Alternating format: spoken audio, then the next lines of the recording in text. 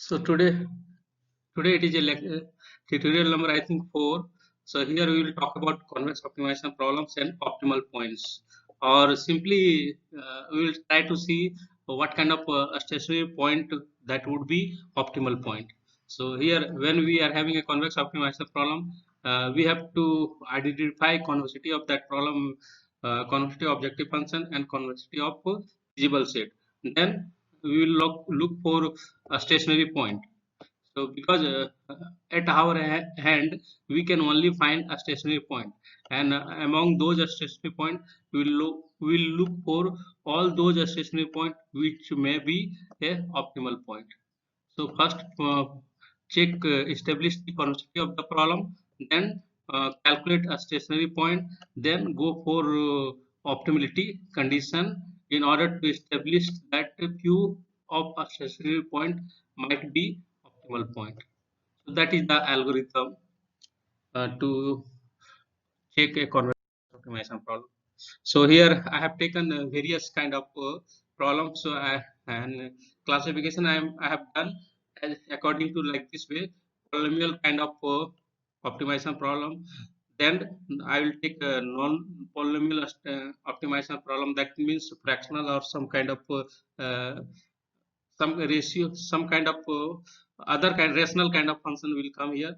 Then few problem I will take from data driven technique, that means regression or other finding HABC center kind of problem will come in this category. So there are three class of problem we will discuss in today's lecture, and in every problem we will establish the convexity of the problem first, then we will talk about if problem happens to be convex, then we will talk about solution for the process. Otherwise, if problem is not convex, just we will talk about what kind of nature those stationary point would have. So such thing we will discuss here. So coming to polynomial uh, optimization, what is happening in polynomial optimization? Everything is polynomial. Your function happens to be a polynomial function, and also a constant also happens to be a polynomial constant function. So those kind of things. So we consider uh, unconstant polynomial optimization here. That means domain of the feasible set is what? Feasible set is complete Rn. So here it is a function of two variables. So feasible set for this problem is R2. So that's why it is a unconstant problem. So we are taking a polynomial function minus 2 x1 square plus x2 into x2 square plus 4x x1 to the power 4. So this is our polynomial function. It is a very nice function. Also, it is smooth everywhere in R2. So now first what we will do, we will find the gradient of this one here. It is being a polynomial function, so easily we can find gradient of the function. So gradient is this vector, two-dimensional vector, and from the gradient, if you are willing to establish convexity, then it would be very much geometric and it needs a lot of things. So you have to calculate Hessian as well. So if you are having a polynomial function, from the Hessian easily you can establish a convexity of the given function. If Hessian happens to be positive semi-definite at every point in the domain, then we will say that the problem is a given function is a convex, and hence being an unconstant problem, it is a convex optimization problem. So we will look for a stationary point. So here for this function we are having few stationary points. How you will get a stationary point? I had already mentioned that it is an unconstant problem. So solve this equation, that means gradient of f at x equal to 0. After solving, you will get this component would be 0, also this component would be 0. So it is directly saying that the product of x1 and x2 equal to 0. So x2 take it 0 and put it here, then you will get variety of value of x1. So because x1 is first component, you can observe that it is cubic equation in x1. So that's why you will get for each x2, each value of x2, you will get 3 value of x1. So there are 3 stationary point for this given function where gradient is vanishing. Now first we are taking first stationary point, very simplest one, 0 0. So what kind of stationary point it would be? So when we are going to check what kind of point it would be, we have to go for second order characterization. That means we have to calculate Hessian at 0 0. So what is Hessian at 0 0? Hessian at 0 0, it would be very simple. That put here x1 equal to 0 and x2 is also equal to 0. So Hessian happens to be what? Hessian of this function at 0 0 is what? It is nothing, just it is a 2 by 2 matrix having first entry minus 4, first diagonal minus 4, off diagonal will be 0, and second diagonal entry would be uh, 0. So after seeing this matrix Hessian as a matrix, what does it look like? So it is a diagonal matrix. Usually we can see that this matrix having two eigenvalue. One is minus 4, another one is 0. So this Hessian is a negative semi-definite. That means it is written here less than equal to 0. So this Hessian at point 0 0 is negative semi-definite. So the point 0 0 might be what? It will either it would be a local maxima or it would be a saddle point. So two scenario is coming here. Either it might be a local minima or saddle point. Then when what is happening? So if it would be saddle point, if it is suppose 0 0 is a saddle point, and due to 0 eigenvalue, then what we have to look to verify this, whether it is a local maxima or saddle point. So what you do, take in the neighborhood of origin. This is neighborhood of origin. So in the neighborhood of the origin, take 2 points. First, in first case, we are taking epsilon to the power 4 and epsilon. At this point, if you calculate this function value, that would be greater than equal to 0, greater positive. And if you take another point in the neighborhood of 0 minus e to the power 4 epsilon, then at this point we observe function value is less than 0. That means there is a flip-flop kind of things. That means sometime f is taking negative value and sometime f is taking positive value at in the neighborhood of 0 0. 0 0 can't be a optimal point. So what kind of point? That means neither it would be local maxima or nor it would be a local minima. And also we had already seen that this function is what? It is not a in the neighborhood of 0 0. This function is not a it is not convex in the neighborhood of 0 0. Why? Because our Hessian, it is coming negative semi-definite. That means in the neighborhood of 0 0, the function is having what kind of curvature? It is having uh, non-negative curvature in the neighborhood. Just I'm talking about in the neighborhood of 0. So that's why in the neighborhood of 0, this function is concave in nature, locally concave in nature. So this function can't be a convex function. So convexity we have already established by looking into Hessian at 0 0. So this function is non-convex. So simply you can say that this function is non-convex in its domain.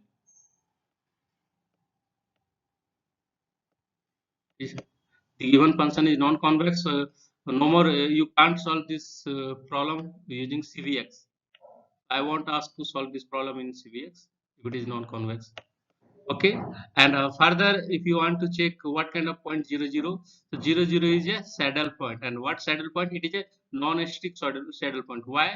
Because one of the eigenvalue is vanishing, it becomes 0. So that's why this saddle point, it is a non-stick saddle point. Now we will look for another stationary point. That one is 0.50. What kind of point it would be? So again we will find Hessian at this point. What would be Hessian at this point?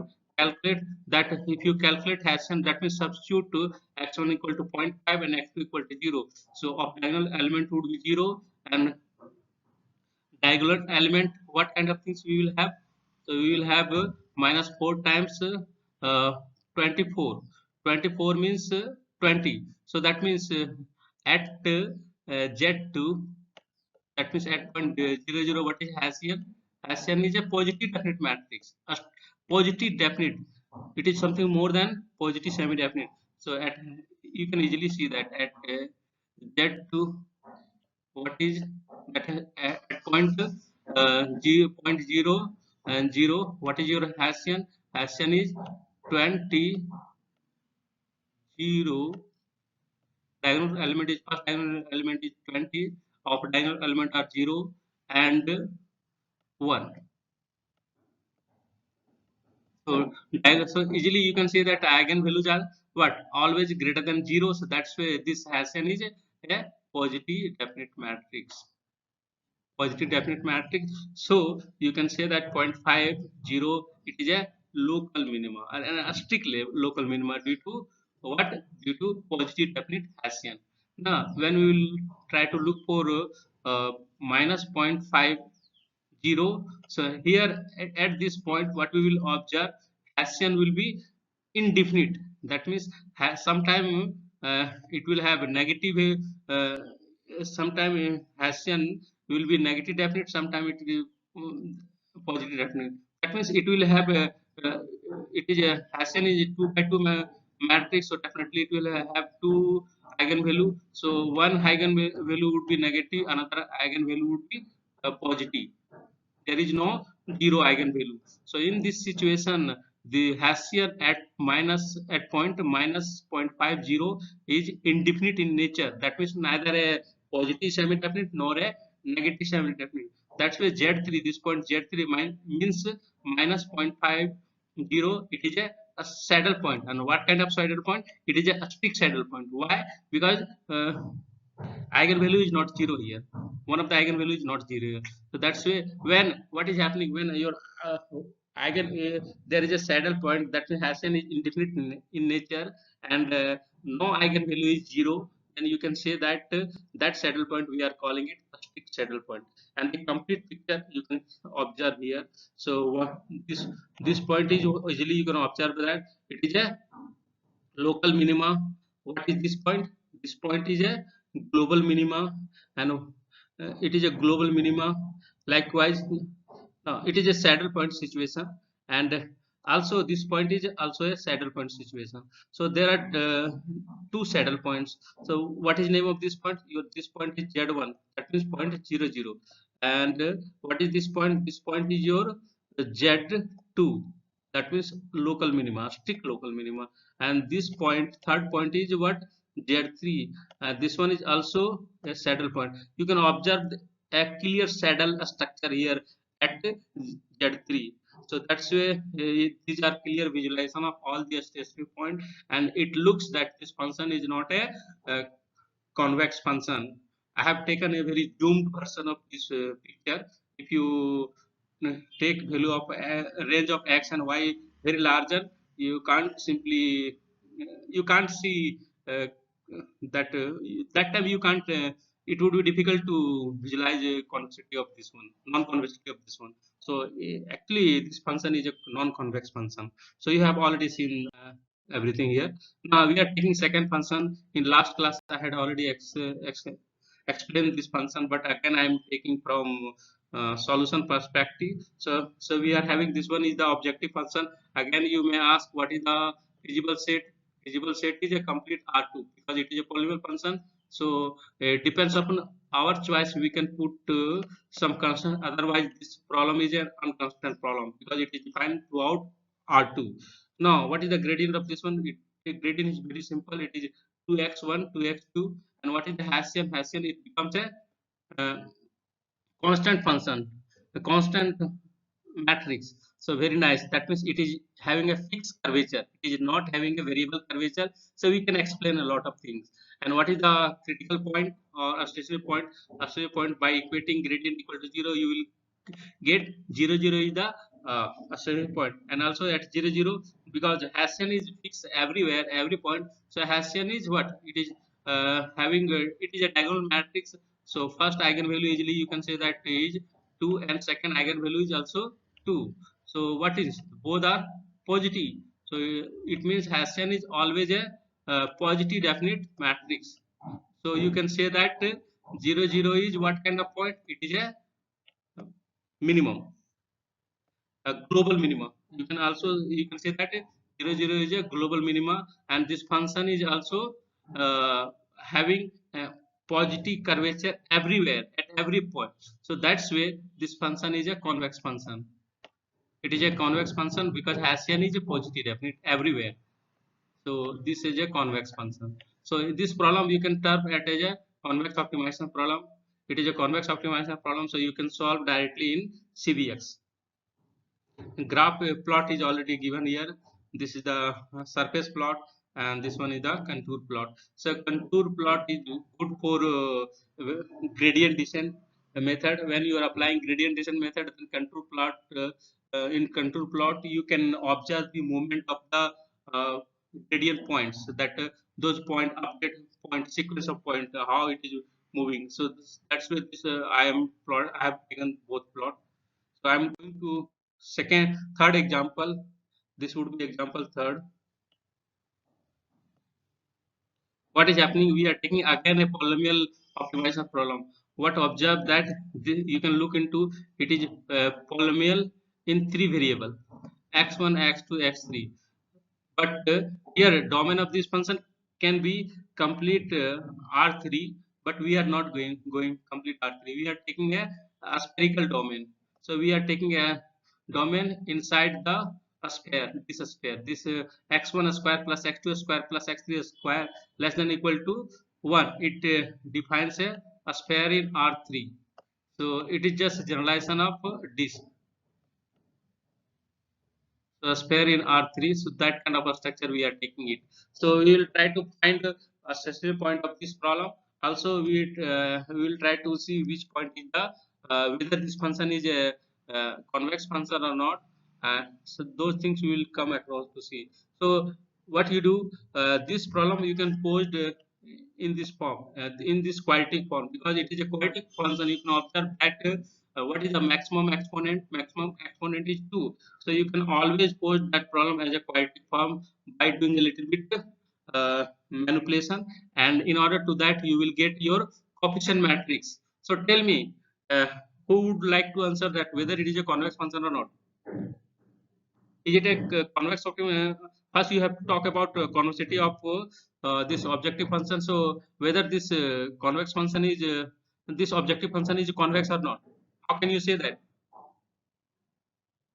Anyone? Would you like to answer?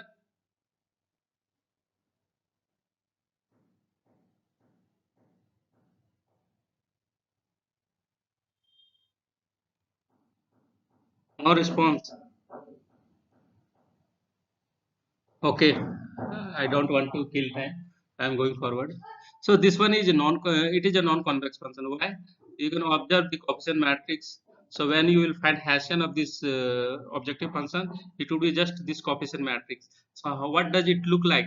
So in diagonal element you observe 1, 1, 3. So an off diagonal element, definitely those are bigger than diagonal element. So this one is definitely not a diagonally dominated matrix. So definitely what will, if when you will go to calculate eigenvalue of this one, that would be negative. Definitely you will get negative eigenvalue due to a structure of this coefficient matrix. So definitely this problem is not a, this objective function is not a convex function. So that's way the given problem is not a convex problem. It is here this objective function is not a convex problem. Constant is convex. Constant is giving a convex pattern and convex feasible set. There is no issue, but we are not getting a uh, objective function is not a convex function. Okay. Here eigenvalues are coming. You can observe that through using R or some other kind of software. So you can calculate eigenvalue. So first eigenvalue is 9.7. Second eigenvalue is first eigenvalue is positive. Second eigenvalue is negative. Third eigenvalue is also negative. So it is taking indefinite sign. So clearly this problem is non-convex. Even you can't say that this objective function is concave as well. So this objective function is also non-convex, neither concave nor convex. So it is a non-convex problem. So you can't solve this problem in CVX. So you have to apply some kind of a duality technique in order to convert this problem into a convex problem. So that one is part of next module. In next module, I will talk about solution of this problem. When there is non-convex problem, solution we will talk about after taking duality. So next problem is here again we are taking a polynomial function. x1 square plus x2 square minus 1 whole square 2 plus x2 minus x1 square. This one is a very famous function. People, uh, I will talk about one variant of this function as well. So what is the gradient? Gradient I have already calculated. You can observe the gradient. By solving the gradient, you will get your stationary point, and then also you need to find Hessian because it is a polynomial function. It is easy to find Hessian. So we will see the definiteness of Hessian in order to establish uh, the points. So these are the critical point. One point is this one. Another point is this one. Another point is this one. So clearly, you can if you all observe in this contour, what does it look like? So call it Z1, this one call it Z2, this one call it Z3. So Z1 is what kind of point? Z1 is a local minima, Z2 is what kind of point? Z2 is a local maxima, and Z3 is also a local minima. So those kind. In between, what are these points? These points are saddle point. When transition is happening, so these are the saddle point. So all kind of here, this function is very interesting example where you can observe all kind of stationary point, local minima, local maxima, and saddle point. So here complete explanation here given. So the Hessian of the function at 0, 0, 0, 1 and 0 minus 1, what you can look at, it would be positive semi-definite. So it is not enough in order to conclude that these are local points. They might be saddle point as well, positive. And when it would be a when if Hessian at 0, 1 and 0 minus 1, it is positive definite, then we can positive definiteness of the uh, Hessian will implies uh, local minima. But if it is positive semi-definite, then you can't claim that that point would be a local minima, or it may be something else. It may be a saddle point due to presence of zero eigenvalue. Due to presence of zero eigenvalue, that associated point may be a saddle point. That's where there would be a confusion. So, however, in this case, it is not difficult to see that 0, 1 and 0 minus 1 are in fact global points, since what at 0, 1 and 0 minus 1 we observe function value 0 and the function is lower bounded by 0. So you can talk about these are global minimum point. Also 0, 0, it is a strict local maximum as Hessian is positive definite. Remember that when Hessian is positive definite, we can say that at 0, 0, I had already mentioned that 0, 0 is a local minima, and more than that, it is a strict local minima. But it is not a global maxima. You might have already seen that function is going above than the value at 0, 0, and at 1, 0 and minus 1, 0. These are what? These points are saddle points. So right hand side, I had already expressed that how where should this point exist. So these are saddle point. Why? Because Hessian is infinite in nature. Sometimes eigenvalue is negative, sometimes it is positive. So that's why these 1, 0 and 0 minus 1, 0, these are saddle point. So there are in total we can say that there are two global minimum point and there are non-strict global minimum, but they actually are a strict local minimum point since each has a neighborhood in which it is the unique minimizer. So all those I have already given discussion of all those essential point. I am coming to another class of optimization problem. That one is non-polynomial. Here we will take non-polynomial kind of optimization problem.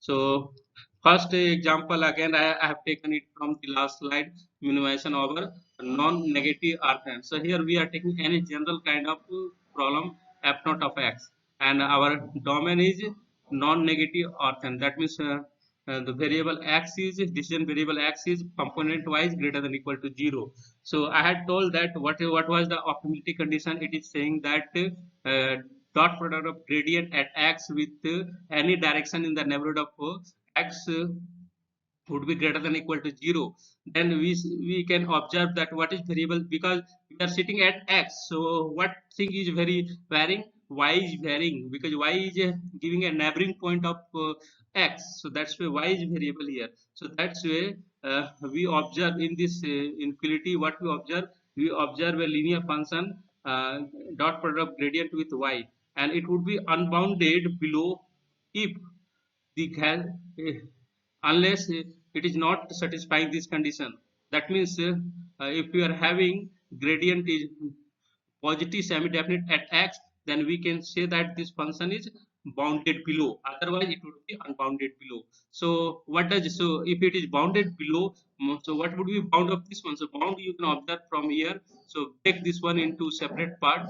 So it would be something like dot product of f naught, gradient of f naught at point x with y, the neighboring point y, it is greater than equal minus, write everything in left, dot product of gradient at f naught f x x, remember that x is your stationary point, with the point itself is greater than equal to 0. So we consider that the gradient at x is greater than equal to 0. That means component wise positive. So that's way what will happen, what would be minimum value of this one, this function. So here what variability you observe, variable is only y. So minimum value with respect, if you talk about this component, what would be minimum value? So it will go up to 0,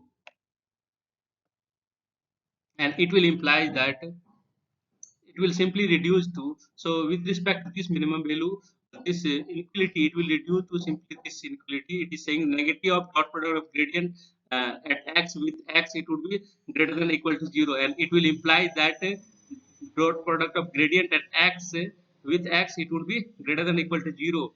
But we are having what, we are taken to make this function bounded, we have taken condition that gradient at fx is greater than equal to 0. That means component wide positive, and x is coming from positive earth, and this quantity is also positive. So when this one is true, only one case, when just equality condition it will take. That means uh, gradient of dot product of gradient of x with x, it is equal to 0. So I had already mentioned that this is the condition of complementary slackness condition. Slackness is coming due, and this one is a completely slackness condition. Due to that, your optimal condition for this non-negative earth and problem, a problem defined our non-negative earth, and it has been reduced to this one. That means your acceleration point must be a feasible point.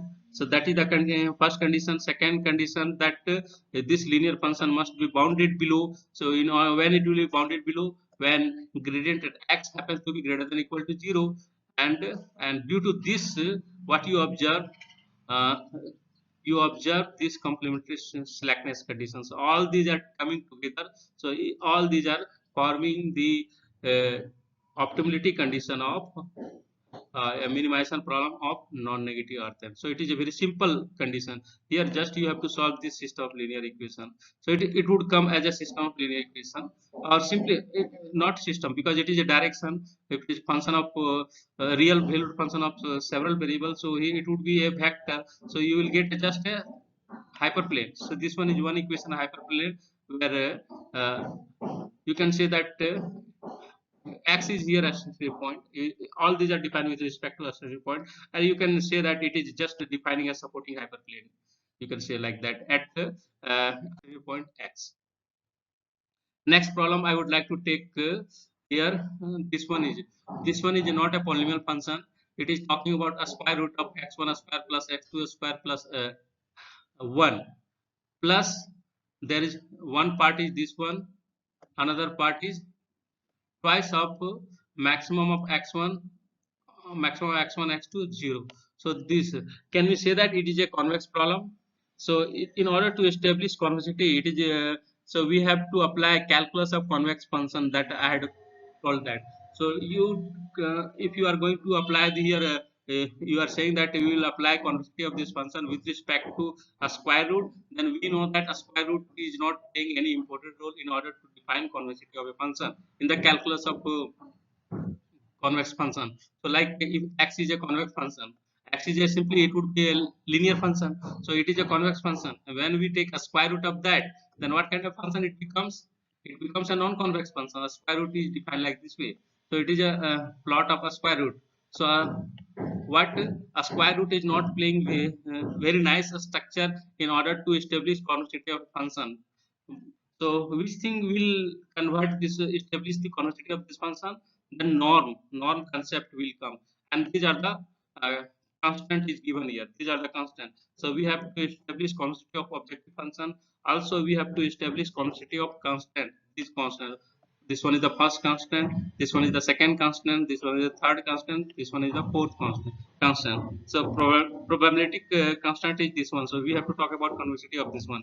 If everything happens to be convex, then it is right. So what we observe, if we try to look into first part of the objective, in that square root of x1 square plus x2 square plus 1, then it is what? It is talking about norm of three-dimensional point where third coordinate is fixed. So it is talking about norm of what, two norm of x1, x2, and 1.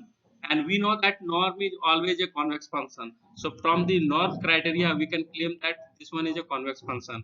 Also, if you talk about second function, what is this? It is talking about maximization of linear function. So it is also a convex function. So here both term of the objective function is convex.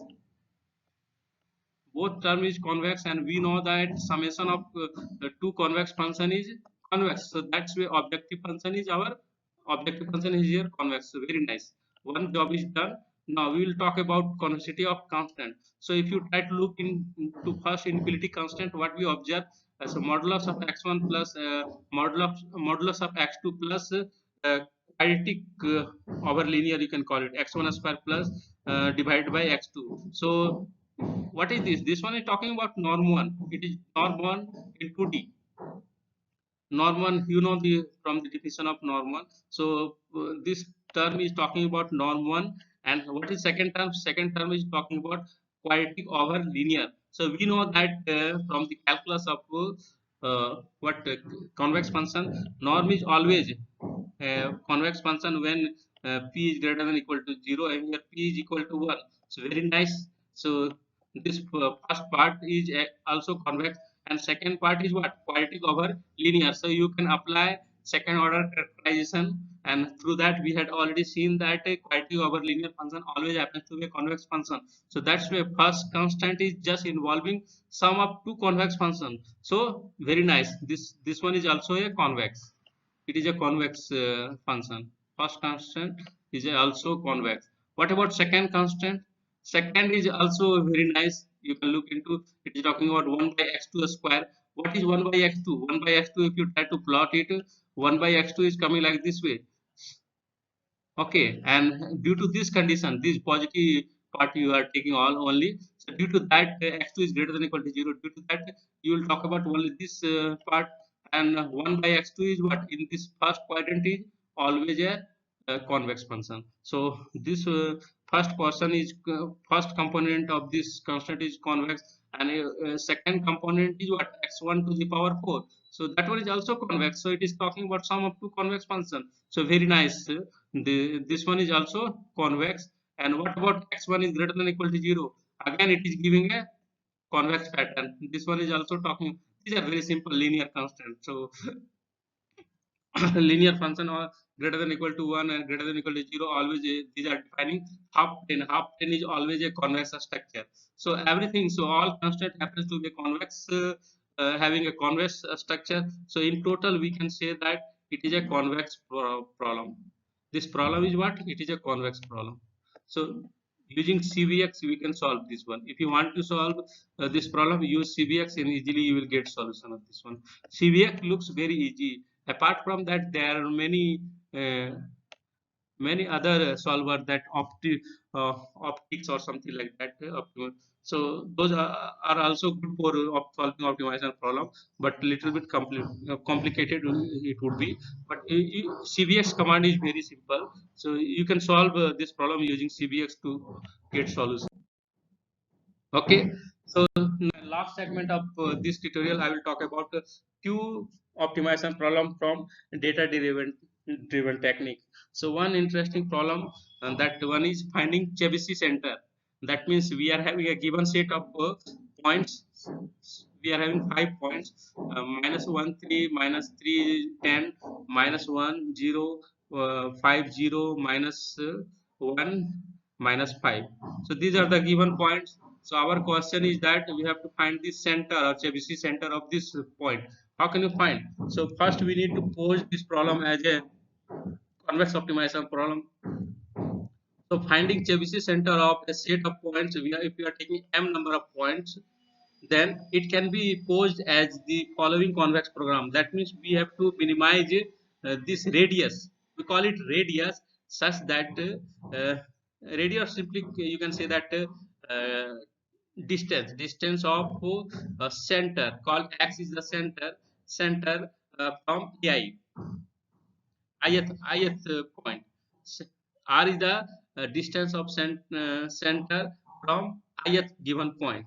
That is the concept of center, because always what we observe that if you observe in disk, center is always having a this call it is always sitting a C center. It is having some positive distance with respect to point in a disk.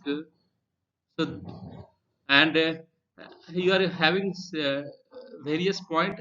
So here you are having not all point of this, just what you are having, you are having few point of this. So you are trying to establish a disk, that minimal disk in such a way those disk contains this point inside, and center of that disk is actually we will call it Chebyshev center of the uh, points, Chebyshev center of point. So we are trying to find a disk with minimal uh, radius. We are trying to optimize the radius using this because AIs are given. So we are having 5 number of points, and that's why we are minimizing. So it is a convex optimization problem because R is just what it is a talking about uh, it is we are minimizing R over the constant. This constant is what kind of constant? It is involving a norm. So very nice inequality constant is what? It is a convex function. If you are talking about R is also it is a distance. So distance is always it is defined also again in term of norm. So again it is a convex term. So everything looks convex. So it is a convex optimization problem, and you can apply CVX and you can solve it, and solution of this one is coming as minus 2 and 2.5. So this is the center of this point. That means we are getting a minimal disk with center this one that contains all these points. So it is the process of finding Chebyshev center of a given set of points. So plot is already I have given here. This is the plot. So this point were given here. So we got a Chebyshev center. You can see that this is your center. All the points are given here. Okay. So 0 is here. This is center. So you are getting a minimal disk which contains all the given points with this center. With this center. Minus 2 is here, so it will come here. Second point, y coordinate is 2.5, so 2 is here, so 2.5. This is the center of the Chebyshev disk. It contains all the point of all the given points. So this is the process of finding center with respect to given set of point. Next problem. So here that problem was one example of data driven problem, that we had given data, and from that data we are trying to find center of that data. That means we are trying to find a enclosing disk which contains the given points. Second problem is very famous problem. That means if you are trying to explain from linear algebra, then you can say that we are finding a least approximate solution of this inconsistent system. That means what is meaning of inconsistent? The system is not having any analytical solution. So we will try to look for best approximate solution.